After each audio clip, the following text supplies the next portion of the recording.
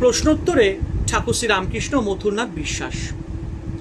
দক্ষিণেশ্বরে ঠাকুরের পাদাচারণকালে মথুরবাবু ঠাকুরের দিকে তাকিয়ে এক দৃশ্য দেখেছিলেন এবং সেই দৃশ্যে মথুরবাবু দেখেন যে ছুটে এসে ঠাকুরের পা দুটি জড়িয়ে ধরলেন।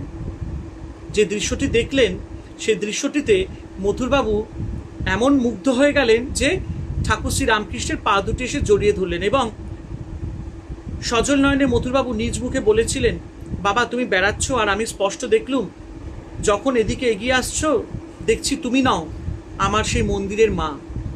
আবার যে পিছন ফিরে ওদিকে যাচ্ছ দেখি যে কি সাক্ষাৎ মহাদেব। প্রথমে ভাবলুম চোখের ভ্রম হয়েছে, চোখে ভালো করে পুছে ফের দেখি তাই। এই রূপ যতবার করলুম দেখলুম তো তাই তো। মানে মথুরবাবু ঠাকুরের মধ্যে মহাদেব আর মাকে দেখছিলেন। এই ঘটনার পর ঠাকুর তাকে যতই বোঝান মথুর ততই কাঁদেন।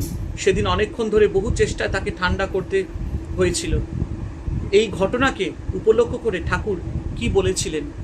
উত্তর, মথুরের ঠিকুজিতে লেখা ছিল তার উপর তার ইষ্টের এতটা কৃপাদৃষ্টি থাকবে যে শরীর ধারণ করে তার সঙ্গে সঙ্গে ফিরবে, রক্ষা করবে।